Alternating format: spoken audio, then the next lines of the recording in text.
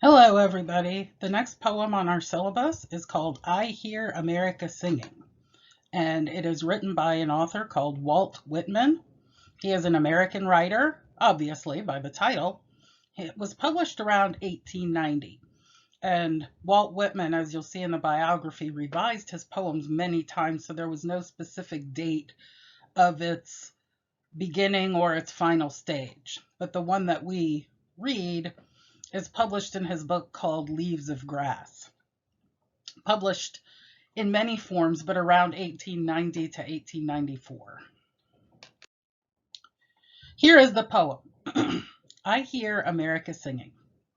I hear America singing, the varied carols I hear, those of mechanics, each one singing his as it should be blithe and strong. The carpenter singing his as he measures his plank or beam. The mason singing his as he makes ready for work or leaves off work. The boatman singing what belongs to him in his boat, the deckhand singing on the steamboat deck. The shoemaker singing as he sits on his bench, the hatter singing as he stands. The woodcutter's song, the plowboy's on his way in the morning, or at noon intermission, or at sundown. The delicious singing of the mother, or the young wife at work, or of the girl sewing or washing, each singing what belongs to him or her and to no one else. The day what belongs to the day. At night, the party of young fellows, robust, friendly, singing with open mouths their strong, melodious songs. This is a poem that is written in what is called free verse. Whitman was actually the first poet in history to write in free verse, which therefore allowed other poets following him to do so. And most poets today actually write in free verse. It is not just free, as the name might imply, however. Good free verse, which is often called open form poetry, uses literary devices such as repetition, figurative language, sounds, and imagery that therefore make it poetic. Free verse also looks like a poem on the page, and it's still lyrical, that is, using groups of words together to create emotion or ideas with vivid style and imagination. This poem is one sentence and one stanza. And however, an interesting internal division occurs when he puts the word deck and the word sundown on a new line, although it's still technically part of the same line. And why would he do so? Why would he have two lines that end in a word that should go at the end of the line but moves to the next one? And I think he does that not for meaning's sake in this poem necessarily, because I've looked at it many times, and there may be some critics and scholars who think there's some meaning behind that there's a theme or a symbol or something that we can discern from that idea. I see it more as a space, a way for us to visualize these workers better. Because if we had no space there, if we had all of the lines jammed together, it might not necessarily help us with seeing the flow of the poem, because we do need space as humans. In a poem, as we read paragraphs, we want an indentation. And so we want bullet points. Those are the kinds of things that help us move forward. So I think it's more of a spatial concern than anything. The situation and the speaker. The poem is a joyful, appreciative list of the professions that make up America and how they sing at their jobs. And I don't think they are literally singing. They're working at their jobs with happiness and dedication, which is what America is all about. They even sing together at night. As they get off work, they probably get together, grab something to drink before going home, distinct again. Walt Whitman is always the speaker in his poems. And I mentioned that he wrote a book called Leaves of Grass that incorporated all of his poems over time. He revised it many times, and each new rendition had bits of the old poems along with parts of the new poems. So I hear America singing as Walt Whitman saying that this is what America is. When Walt Whitman actually was friends with Abraham Lincoln. He was a nurse in the Civil War. He actually helped on the field with medical and nursing issues. So Walt Whitman had a very broad and wide span of life, seeing life and death, and he still believes in the American experiment, as we can see through this poem. Sound is a vital quality in this poem. He's hearing, and we're hearing these songs, or these carols as he calls them, synonyms for songs, as the people perform their work. You can almost hear the saw of the carpenter, and the mason with his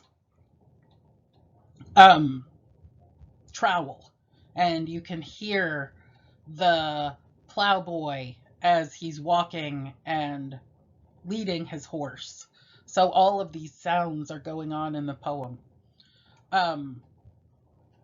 Here he is using his poetry to have us understand his point about the dreams of Americans and America's unity as a nation.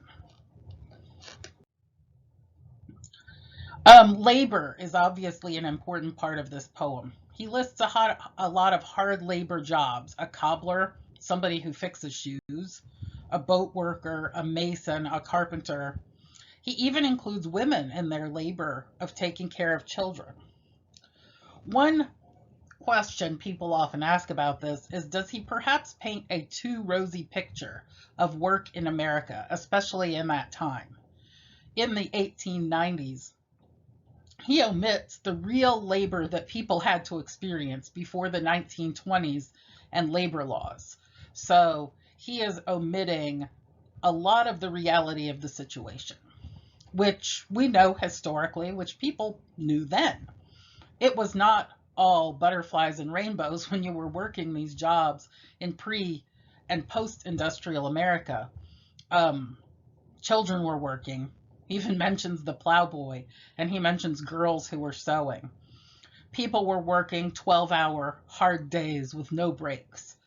All of this before the 1920s, when labor laws were introduced. So still, his vision of America is what he's getting at, the distinctiveness of each of these professions that all make a whole.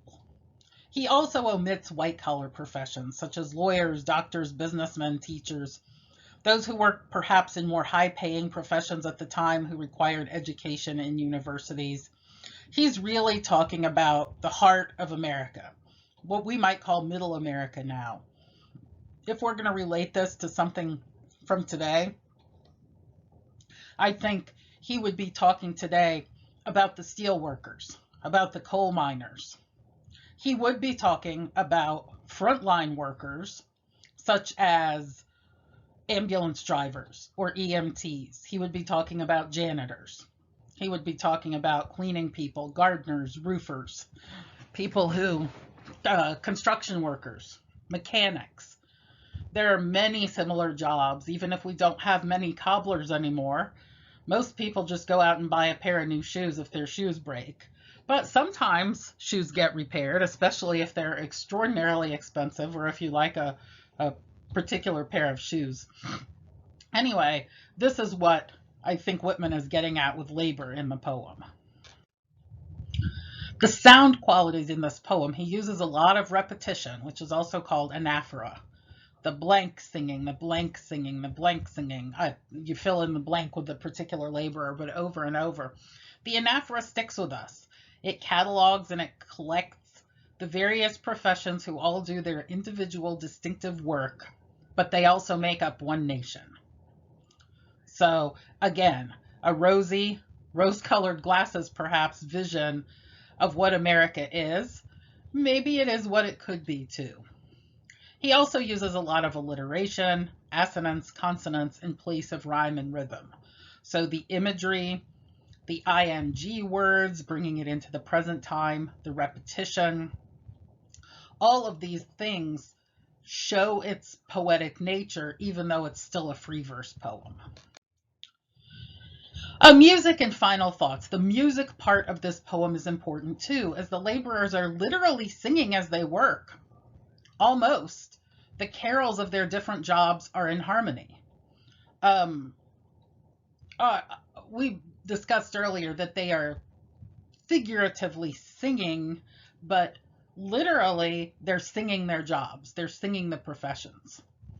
It suggests unity, the metaphorical singing of the different professions. They are separate but together, distinct but unified, and all are equal. It may perhaps seem as if it's quaint to us and old fashioned, but perhaps it's also something that we could aspire to. It is what the presidential candidate at the time, Joe Biden, ran on. He ran on trying to get people from across the aisle back into harmony together, that he was going to be the president for everyone and not just his party. Whether or not that works is a whole different issue.